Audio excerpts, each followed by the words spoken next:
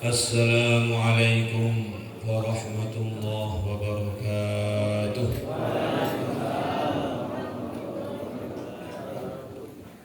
Innal hamdalillah nasta'inuhu wa nastaghfiruh wa nu'minu bihi wa natawakkalu alayhi wa na'udzu bihi min shururi anfusina wa min sayyiati a'malina. Man yahdihillahu fala mudilla lahu wa man yudlilhu fala hadiya lahu. Ashhadu an la ilaha illallah wahdahu la sharika lahu wa ashhadu anna sayyidana wa maulana wa habibana Muhammadan abduhu wa rasuluh. Allahumma salli wa sallim wa barik ala sayyidina Muhammad wa ala ali sayyidina Muhammad kama sallaita wa sallamta wa barakta ala sayyidina Ibrahim wa ala ali sayyidina Ibrahim fil alamin innaka hamidun majid. Qala Allah tabaraka wa ta'ala qul hal yastawi alladhina ya'lamuna wal ladhina la ya'lamun innama yatadhakkaru ulul albab. وقال النبي صلى الله عليه وسلم من يرد الله به خيرا يفقهه في الدين وإنما أنا القاسم والله المعطي أو كما قال رسول الله صلى الله عليه وسلم. Sesepuh bini sepuh, bapak-bapak, ibu-ibu, hadirin hadirat, wabil khusus bapak-bapak dari kalangan umara, kalangan pemerintahan, baik yang sipil maupun militer, bapak kepala desa, bapak camat, dan semuanya. Wabil khusus bapak-bapak, ibu-ibu, wali santri yang telah datang dari berbagai-bagai daerah, kemudian para alim ulama, para ustadz, dan semua hadirin hadirat yang dirahmati dan dimuliakan oleh Allah Subhanahu wa taala. Alhamdulillah, wonten siang menika kita makempal wonten majelis ingkang barokah. Pondok pesantren Al-Fatah. Niki mature basa Jawa atau basa Indonesia? Indonesia. Sarane wong Jawa ngene iki. Indonesia lho. Kok kita wong Jawa tibae wong Indonesia sampeyan.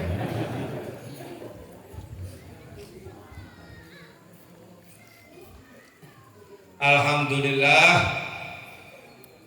semuanya kita hadir di tempat ini, terutama pertama bersyukur kepada Allah diberi nikmat sehat, lapang, keluarga, anak istri, rezeki, lalu diberi nikmat yang lebih besar lagi, yaitu nikmatul iman, nikmatul Islam,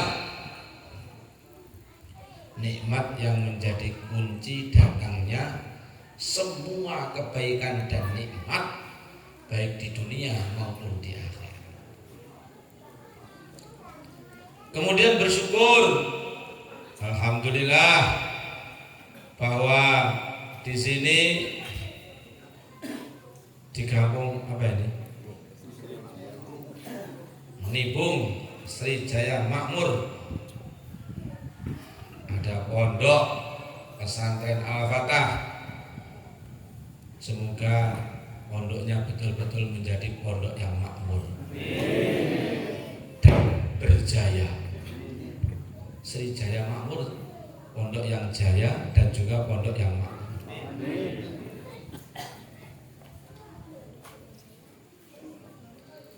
Saya mendengar bahwa di sini masyarakat itu begitu semangat mendukung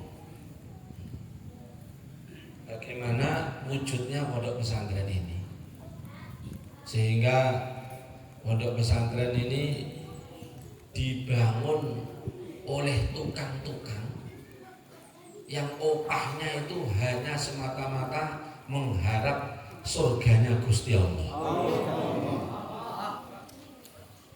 Masya Allah. Jadi kalau siang kerja di ladang di mana, nanti kalau petang, kadang malam itu nyumbangkan tenaga, bukan gratis, tetapi mengharap ganjaran surganya Gusti Allah, tanpa minta gaji sedikit pun. Jadi pondok itu tidak mengeluarkan uang untuk menggaji bapak-bapak tukang yang berkhidmat bangun pondok ini. Bapak-bapak tukang itu yang menyumbangkan tenaga. Padahal kita tahu kalau kita itu bikin bangunan itu bisa-bisa 40% sampai 50% biaya itu untuk tukang. Nah ini tukangnya ini bukan sembarang tukang, tapi calon raja-raja di surganya Allah. Kayak tukang ning ning donya. Tapi esuk sedelukas dadi raja ning swarga. Muga-muga diparingi istiqomah. Semoga diberi istiqomah imannya, istiqomah Islamnya, istiqomah solehnya, istiqomah ikhlasnya, sehingga semoga semuanya diterima oleh Allah Subhanahu wa taala. Bapak-bapak, ibu-ibu, hadirin hadirat yang dirahmati dan dimuliakan oleh Allah Subhanahu wa taala. Maka kita doakan semoga pondok pesantren di sini ini menjadi pondok yang barokah. Perkara itu nomor satu barokah. Kalau sudah barokah, beres. Al khairul katsir, kebaikan-kebaikan yang baik. Yakti min haitsu la yahtasib, yang datang bahkan dari jalan yang tidak disangka-sangka. Itulah barokah. Jadi kebaikan-kebaikannya itu datang dari waktu, dari tempat yang tidak disangka-sangka. Contoh yang paling masyhur mengenai barokah itu antara lain tongkatnya Nabi Musa. Itu tongkat yang barokah itu.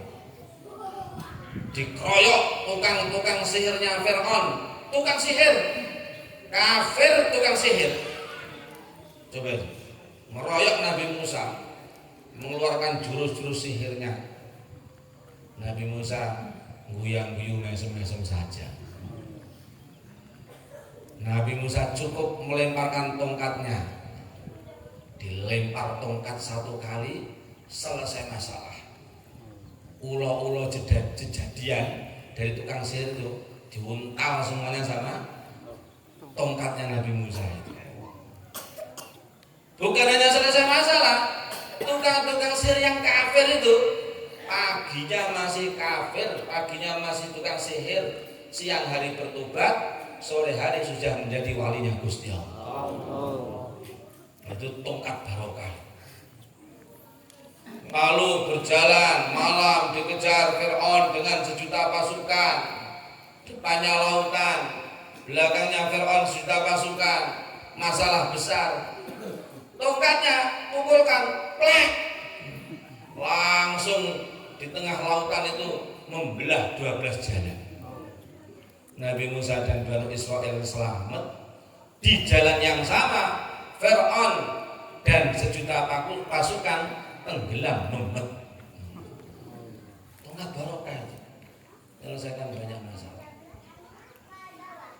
Ada lagi cerita mengenai bangunan yang barokah. Bangunan yang barokah itu antara lain bangunan Ka'bah Musyarrafah. Itulah bangunan yang barokah. Jadi yang namanya Ka'bah itu bangunannya sederhana, hanya batu ditumpuk-tumpuk, tidak ada ornamen-ornamen macam-macam, juga tidak dicat. Dari dulu sampai sekarang gitu-gitu aja. Dibanding masjid yang mengelilinginya, Masjidil Haram, jauh kalah megah itu bangunan Ka'bah. Apalagi dibanding hotel-hotel yang di kanan kiri Masjidil Haram. Tidak ada apa-apanya. Orang Ka'bah itu dengan masjid ini aja kelihatannya masih cantik masjid ini bangunannya. Tapi kalau barokahnya, walaupun sederhana, itu Masjidil Haram yang sedemikian besarnya itu makmur rame karena barokahnya Ka'bah. Hotel-hotel ratusan hotel di Mekah itu rame semuanya karena barokahnya Ka'bah. Bahkan orang itu saking barokahnya Ka'bah itu kesedot mathabatan linnas. Orang itu ingin ke sana, yang sudah ke sana ingin lagi, yang sudah lagi ingin lagi dan lagi, yang sudah sekali ingin dua kali, yang dua kali ingin berkali-kali. Bahkan sekarang dalam rangka supaya bisa pergi haji, sowan Ka'bah, daftar sekarang harus nunggu antri berapa tahun? Itu tahun? 10 tahun? 25. Berapa? 25 sekitar. 25? Ya. Nah kalau daftar yang umur 70 berangkatnya kapan nih? 25 tahun. Coba itu. Daftarnya umur 70.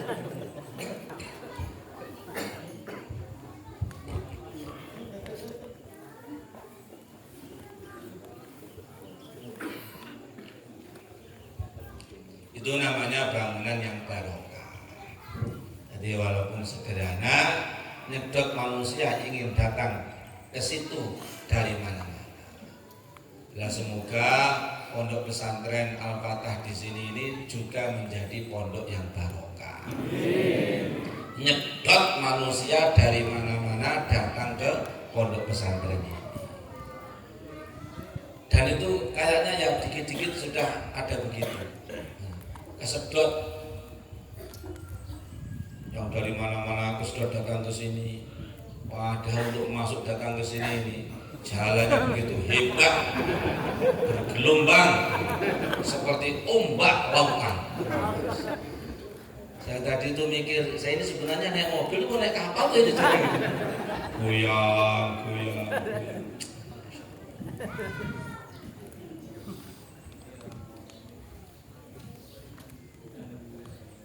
Yang muliakan Allah Subhanahu wa taala, itu namanya bangunan yang barokah.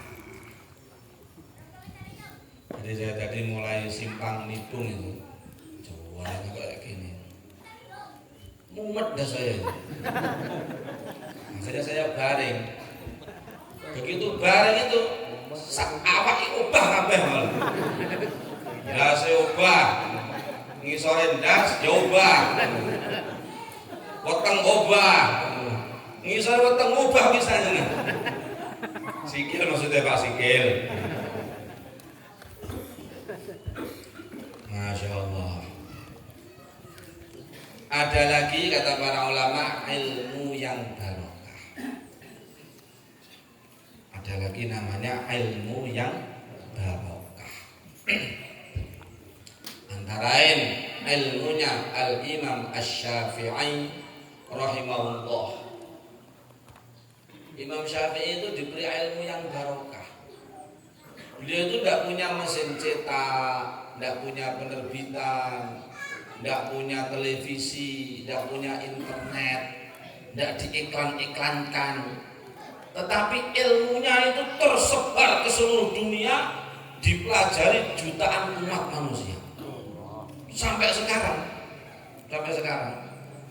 Berapa ratus ribu orang jadi alim ilmu agama, barokahnya ilmunya Imam Syafi'i. Itu namanya ilmu yang barokah. Di pondok pesantren itu masyhur ada kitab tafsir, namanya kitab Tafsirul Jalalain. Kenapa dikatakan Tafsirul Jalalain? Karena yang menyusun itu dua orang ulama besar, dua-duanya itu bernama Jalaluddin. Maka dikatakan Jalalain, dua Jalal. Jalalain itu dua Jalal. Mergane apa? Yang nyusun itu dua ulama besar, namanya Jamaluddin. Al-Imam Jamaluddin Al-Mahalli nyusun tafsir mulai pertama sampai sekitar juz 15. Kemudian wafat, dilanjutkan oleh ulama besar namanya Jalaluddin juga, Al-Imam Jalaluddin An-Nawawi. Jadi Imam Jalaluddin Mahalli dan Imam Jalaluddin Suyuti Nawawi. Imam Jalaluddin As-Suyuti. Maka namanya kitab Tafsir Jalalain. Nah, kitab Tafsir Jalalain itu dipelajari di seluruh pesantren. Di Jawa, di Sumatera, di Lombok, di Sulawesi, bahkan di luar negeri. Di Arab, di Yaman, di India, di Pakistan, di Maroko, di Mesir. Pokoknya sepakat ulama seluruh dunia itu, orang itu ngalim sempurna kalau sudah pernah ngaji kitab Tafsir Jalalain. Kok belum pernah ngaji kitab Tafsir Jalalain, belum sempurna ilmunya. Nah, sedangkan kitab Tafsir Jalalain itu tafsirnya itu dikit-dikit pendek-pendek. Jadi penjelasan ayat atau tafsirnya itu dikit-dikit pendek-pendek. Saking dikit-dikitnya dan pendek-pendeknya itu, sampai huruf dari kalimat yang menjelaskan mentafsirkan ayat Al-Quran dengan huruf ayatnya sendiri itu jumlahnya hampir sama. Pendek-pendek. Sedangkan di sana ada tafsir yang begitu besar-besar. Tafsir Ibnu Katsir, tafsir Durrul Manthur, termasuk tafsirnya ulama-ulama Indonesia, Al-Azharnya Buya Hamka dan sebagainya. Tetapi tidak sebagaimana tafsir Jalalain. Maksudnya dipelajari di mana-mana tidak sebagaimana tafsir Jalalain. Itu namanya ilmu yang barokah. Tidak ada yang iklankan, itu tidak ada.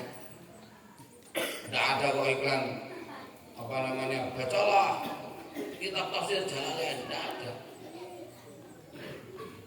Tidak ada iklan-iklan baliho di pinggir jalan atau di televisi seperti pada waktu pilihan pilkada pilpres itu. Pilihlah saya, calon wakil rakyat yang santun dan merakyat.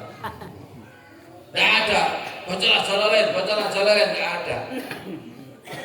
Tapi tiap tahun itu, bahkan tiap hari itu, ratusan ribu orang membaca kitab Tafsir Jalalain.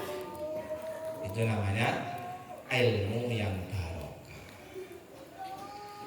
Maka sekali lagi kita berdoa semoga pondok pesantren ini menjadi pondok yang barokah. Diberkahi ustadz-ustadzahnya, diberkahi santri-santrinya, diberkahi urusan-urusannya, diberkahi semuanya. Nah, supaya barokah itu bagaimana? Walau anna ahlal qura amanu wattaqau lafatahna alaihim barakatin minas samai wal ard. Kuncinya barokah itu kalau ada iman dan takwa. Keluarga ada iman dan takwa, barokah. Kampung kalau ada iman dan takwa di kalangan penduduknya, barokah. Negara penduduknya iman dan takwa, barokah. Pondok pesantren pada beriman dan bertakwa, barokah. Maka kalau ingin barokah, usaha iman, usaha takwa. Insyaallah.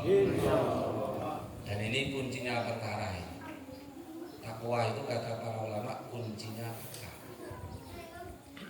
Ini saya sedikit cerita ya. Dulu ada seorang raja.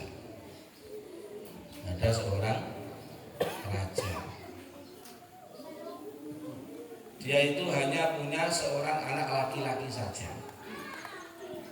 Berarti dia anak laki-laki itu putra mahkota calon penerus pengganti raja. Maka ketika waktunya pendidikan, anehnya itu tidak dikirim ke institut ini, lembaga ini, lembaga itu, tidak, malah dikirim ke pondok pesantren, ke madrasah. Maka akhirnya pembantu-pembantu menteri-menterinya itu heran, wahai Tuan Raja, kenapa kok anaknya itu malah dikirim ke pondok pesantren, ke madrasah itu kenapa? Kenapa tidak dimasukkan ke perguruan ini, perguruan itu, lembaga ini, lembaga itu? Raja itu menjawab, saya tahu anak saya itu calon pengganti penerus raja. Dia memang mestinya punya banyak keterampilan ini itu. Tetapi menurut saya itu yang paling penting anak saya itu bagaimana menjadi orang yang bertakwa. Anak saya itu bagaimana menjadi orang yang bertakwa. Karena kalau orang itu bertakwa, di dunia banyak jaminan ditolong oleh Allah. Di akhirat banyak kemuliaan dijanjikan oleh Allah. Wa man yattaqillaha yaj'al lahu makhraja. Barang siapa bertakwa kepada Allah, Allah jamin seluruh masalahnya dikasih jalan keluar. Seluruh masalahnya, kesulitannya Allah datangkan, tunjukkan jalan keluar. Di dunia ini semua orang itu punya masalah. Petani punya masalah, pedagang punya masalah, orang tua punya masalah, anak muda punya masalah, orang kaya punya masalah, orang miskin punya masalah, pejabat punya masalah, rakyat punya masalah. Semua orang di dunia itu pasti punya masalah. Saya itu pernah menjenguk saudara saya waktu itu sakit di rumah sakit. Waktu menjenguk itu ternyata di dalam kamar itu ketemu Bupati Kabupaten Magetan. Maka Pak Bupati itu ngomong sama saya, Gus, jangan ingin jadi bupati. Nah, bupatinya itu ngomong gitu, jangan sekali-kali ingin jadi bupati. Saya heran, loh, bupati kok malah ngomong gitu gimana ya? Loh, kenapa Pak Bupati, saya tanya. Ternyata jadi bupati itu pusing, banyak masalah. Jadi pejabat itu banyak masalah, rakyat juga punya masalah. Semua orang di dunia itu memang ditakdirkan dikasih masalah oleh Allah. Mungkin satu-satunya orang yang tidak pernah merasa punya masalah hanya orang gila saja. Pagi-pagi senyum-senyum, sore guyang-guyu, bengi guyang-guyu, duit-duit yang guyang-guyu, gak di duit yang guyang-guyu. Gunanya apa? Gendeng. Maka jangan kita itu datang misalnya kepada Pak Kiai, doakan saya supaya tidak punya masalah. Itu sama dengan kontungan dadi gendeng. Jangan. Di dunia itu memang semua orang itu punya masalah. Ditakdirkan oleh Allah punya masalah di dunia ini. Hanya saja untuk orang yang bertakwa, setiap masalahnya Allah janjikan ada jalan keluarnya. Yaj'al lahu makhraja. Sehingga Sayyidina Ibnu Abbas radhiyallahu ta'ala anhu beliau mengatakan, seumpama bumi seluruhnya menjadi besi dan langit seluruhnya jadi tembaga, untuk orang yang bertakwa tetap ada jalan keluar. Jadi kalau ingin masalah-masalah kita itu dikasih jalan keluar oleh Allah, datangkan sifat takwa. Bukan menyelesaikan masalah dengan pergi ke pegadaian. Pegadaian menyelesaikan masalah tanpa masalah. Ngeros Mas Jinan, tahu pikirannya itu. Pegadaian menyelesaikan masalah tanpa masalah, melebut tenan, metu tambah masalah. mengenai iklan ya. Wa yarzuquhu min haitsu la yahtasib.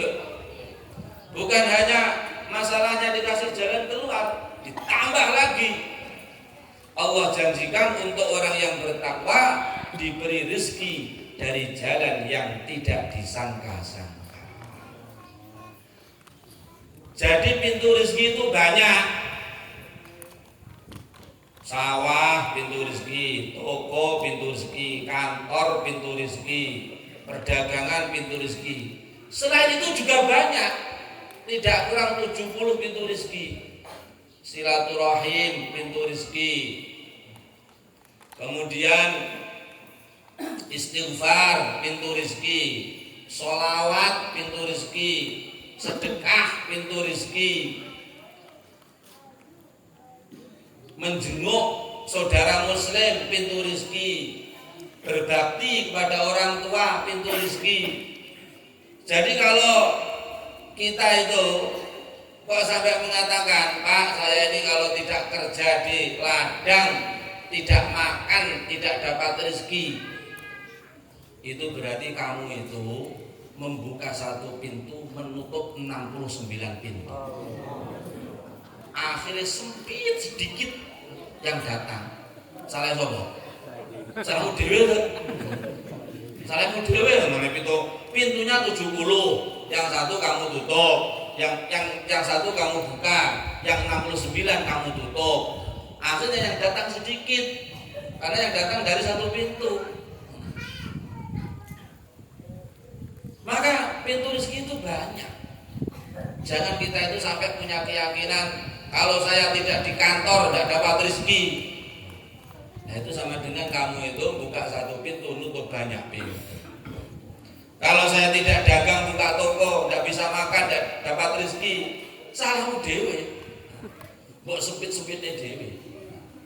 Kamu buka satu, kamu tutup banyak pintu. Masya Allah, kita itu punya banyak teman. Tidak usah saya sebutkan namanya. Kita punya pondok cabang di daerah sana, di dekat Palembang sana. Dulu dia itu datang ke Temboro awal-awal itu naik kol pickup L300 itu loh. Dari Palembang sini, sampai Temboro sana naik kol pickup L300 itu, ditutup pakai anu itu, apa namanya, terpal itu. Tetapi anehnya dia tuh membangun pondok mengeluarkan uang ratusan juta itu. Bukan malah habis hartanya, malah tambah banyak mobilnya, tambah banyak uangnya. Dari mana? Dari Gusti Allah. Yang hasil segitu Gusti Allah. Itu bukan hanya di situ, di Bangka juga ada teman kita begitu, ngibahkan tanah sekian hektar lalu dibangun pakai uangnya sendiri. Kelihatannya itu keluarkan uang banyak, tetapi Allah datangkan keberkahan dari mana-mana, sehingga tambah dikeluarkan itu nyedot tambah banyak rezeki. Barang rezeki itu yang ngasih Allah. Sinten yang datangkan rezeki itu? Gusti Allah. Ada lagi satu teman kita juga bikin pondok cabang di sana, di Medan sana. Saya datang ke sana awal-awal itu, jeding itu tidak ada, pancuran itu tidak ada. Kita wudhu itu di kaleng dekat masjid itu. Akhirnya saya kasih tahu, kamu ini kok bakhil betul itu. Pondoknya dibangun, masjidnya dibangun, maka dia bangun pondoknya, dia bangun masjidnya. Baru saja membangun masjid itu habis 2M pakai uang sendiri. Tetapi bukannya malah tambah habis uangnya itu. Saya ke sana terakhir itu tambah makmur, tambah kaya-kaya. Barokah. Barokah. Man kana lillah kana Allahu lah. Barang siapa menjadikan dirinya untuk Allah, dia mendapatkan Allah. Mendapatkan Allah, pemilik khazanah langit, pemilik khazanah bumi, pemilik semuanya. Itu namanya Allah datangkan untuknya rezeki dari jalan yang tidak disangka-sangka. Kullama dakhala 'alaiha Zakaria al-mihraba wajada 'indaha rizqa. Qala ya Maryam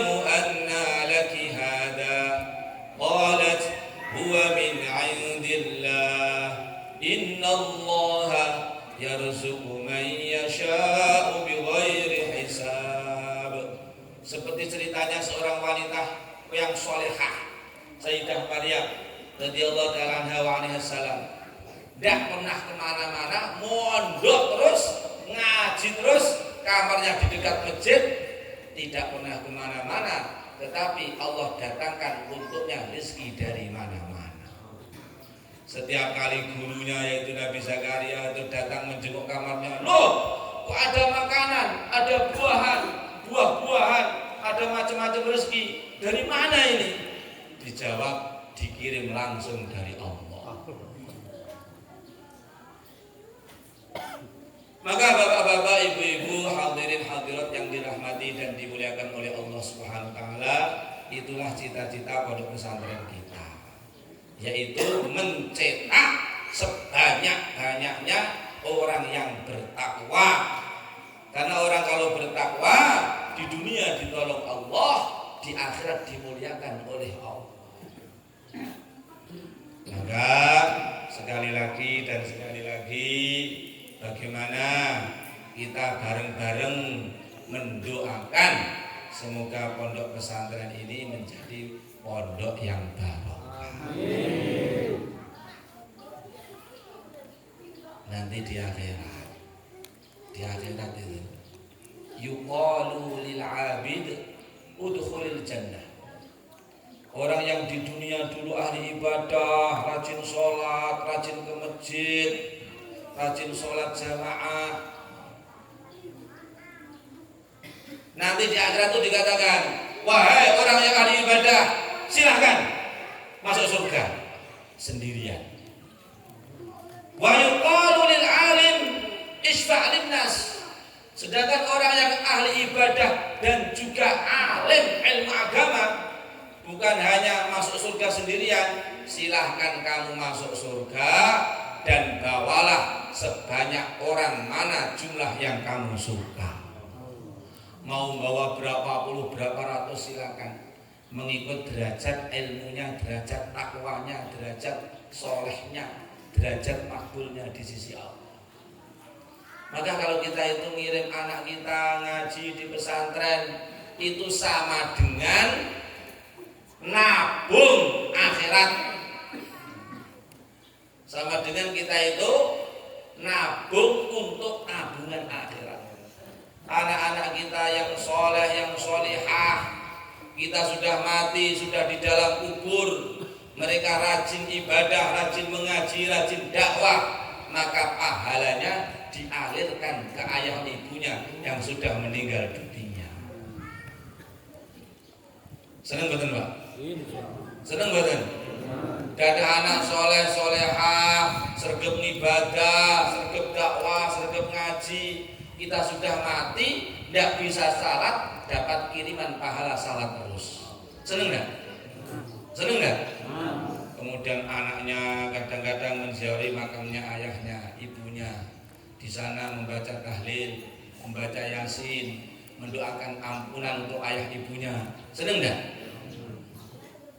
Tetapi sebaliknya, naudzubillah min dzalik, kalau anak-anak kita itu tidak kita didik sehingga menjadi anak yang soleh-solehah, ayahnya, ibunya sudah meninggal dunia, dinampakkan, ini loh anak kamu, nek rapatan ngisore bangju. Bangju itu apa? Lampu hijau, merah, kuning itu di perempatan jalan ngisore bangju. Rambutnya merah seperti rambut jagung, kelihatan sudah tidak mandi berhari-hari, selonone bolong dengkule, tidak salat, tidak ibadah, tidak ngamalkan agama. Susah ayahnya, ibunya dikubur itu, melihat anaknya tidak karu-karuan itu. Kadang-kala bisa jadi anaknya itu datang juga ke makam ayah ibunya, tetapi bukan mendoakan, baca yasin, baca tahlil, nyuwut mercon, menyalakan petasan, yang kuburannya bapaknya ibunya itu. Gimana? Pengen sampai disumuti mercon anaknya kuburannya. Innalillahi wa inna ilaihi. Maka anak-anak kita itu harus kita pikirkan jadi investasi masa depan, investasi akhirat, yaitu manakala menjadi waladun sholihun yad'ulah, anak yang soleh yang selalu mengirimkan ganjaran dan doa untuk ayah ibunya. Insyaallah ya.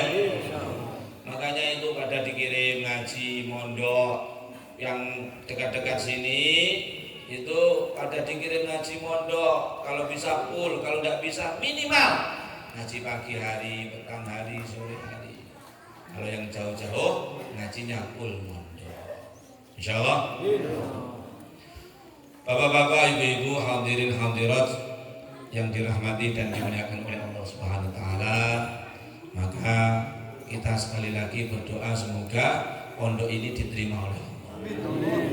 Dan khusus kepada bapak-bapak pimpinan kita para umara, semoga senantiasa dibimbing oleh Allah. Kita doakan beliau-beliau menjadi umara yang seperti Sayyidina Umar bin Khattab. Sayyidina Umar bin Khattab itu jadi pimpinan raja besar. Di bawahnya itu berpuluh-puluh negara pada waktu itu. Beliau itu tinggal di Madinah. Saking pedulinya kepada umat, itu bukan hanya manusia, sampai hewan-hewan beliau dipikirkan. Beliau mengatakan, seumpama saya ini tahu di sana di pegunungan Irak ribuan kilometer dari Madinah kok ada kambing terpleset sehingga masuk ke jurang, saya betul-betul takut nanti di akhirat ditanya oleh Allah, Umar, kenapa belum kamu perbaiki jalannya? Bagaimana? Insya Allah itu kambing loh Pak ceritanya. Nah kalau di sini kan bukan kambing, tapi manusia terumbang kambing. Ini bukan nyindir, ini terang-terangan ini. Karena saya pusing betul tadi itu. Semoga kita semuanya diberkahi oleh Allah. Pimpinan kita diberkahi oleh Allah. Semua kita diberkahi oleh Allah. Khususnya pesantren ini diberkahi oleh Allah. Diberkahi santri-santrinya, ustadz-ustadzahnya, urusan-urusannya, dan semuanya. Amin Allahumma. Al-Fatihah.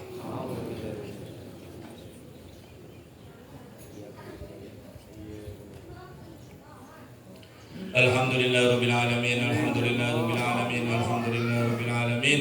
Allahumma salli wa sallim wa barik ala Sayyidina Muhammad wa ala ali Sayyidina Muhammad kama sallaita wa sallamta wa barakta ala Sayyidina Ibrahim wa ala ali Sayyidina Ibrahim fil alamin innaka Hamidum Majid. Ya Allah, ya Rahman, ya Rahim, ampunilah kami ya Allah, ampunilah seluruh dosa-dosa kami, dan untuk kedua orang tua kami, dan untuk guru-guru kami, kiai-kiai kami, dan untuk masyayikh kami dan santri-santri kami, dan ampunilah untuk umat Islam semuanya ya Allah.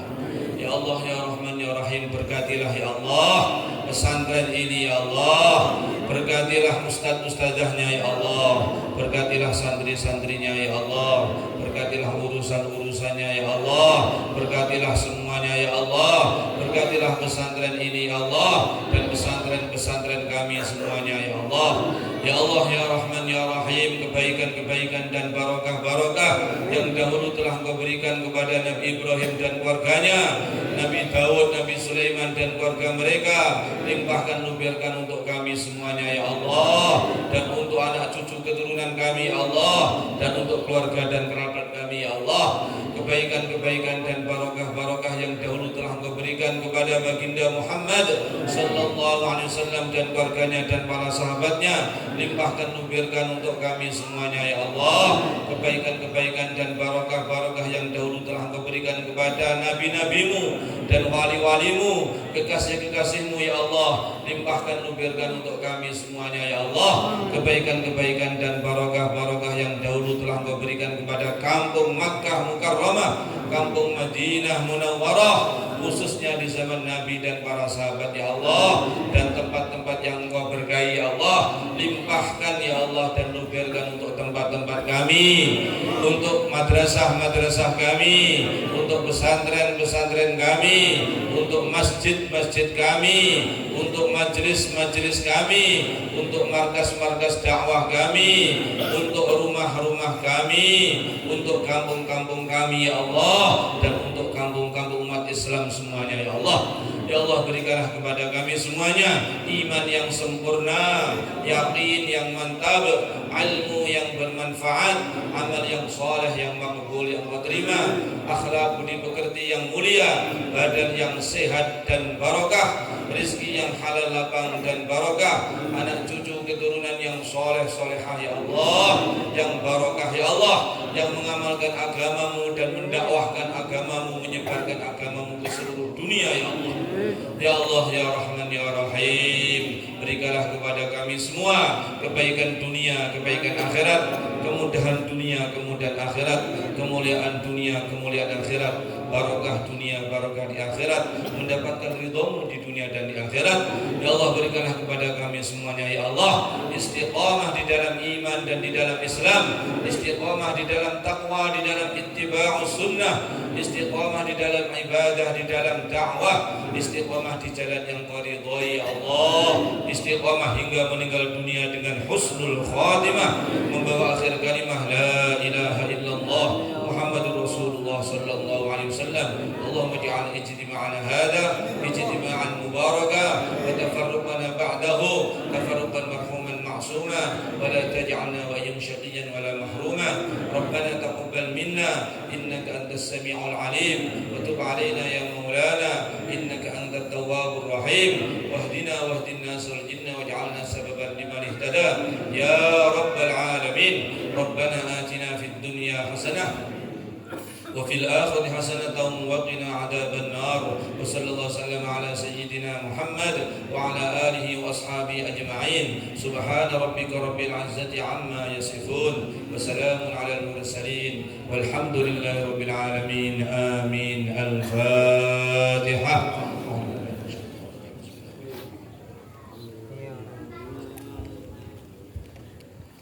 Salatullah salamullah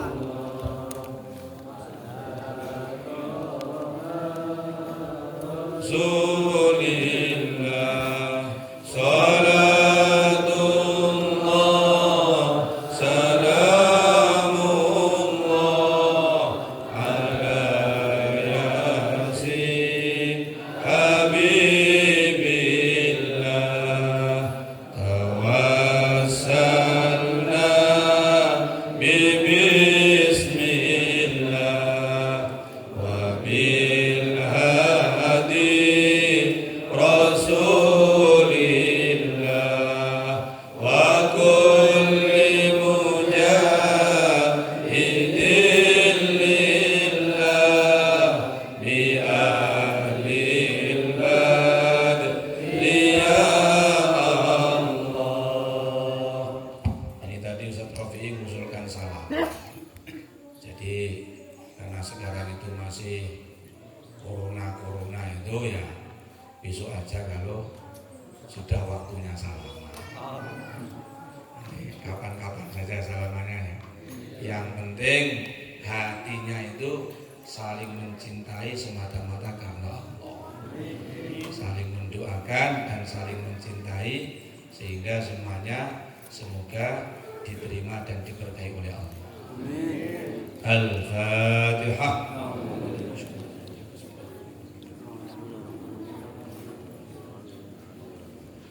Assalamualaikum warahmatullahi wabarakatuh.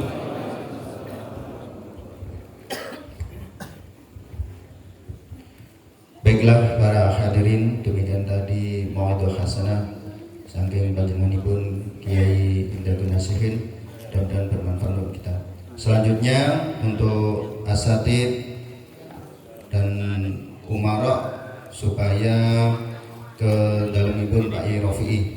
Monggo Pak Syahruddin, Pak dari Koramil, Pak Yai Zainul Arif, Pak Isneni, monggo Pak Haris, Pak Wondo, Ustaz Purwadi, Pak Haji Muhyiddin, monggo Ustaz Pak Kadus juga ke dalemipun Pak Yai Rofi'i.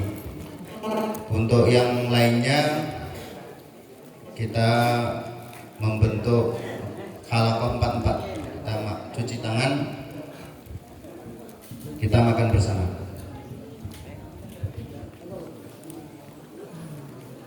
Demikian dari kami, dari awal hingga akhir. Apabila ada kesalahan dan kurang pas dalam kami menyampaikan, kami mohon maaf yang setulus-tulusnya. Kami akhiri subhanallah wa bihamdihi, subhanallah wa bihamdika, asyhadu an la ilaha illa anta, astaghfiruka wa atubu ilaik. Wallahu muwaffiq ila aqwamit thoriq. Wassalamualaikum warahmatullahi wabarakatuh.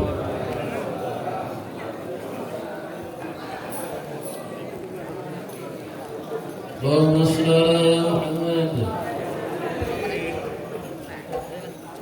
Pada mula pada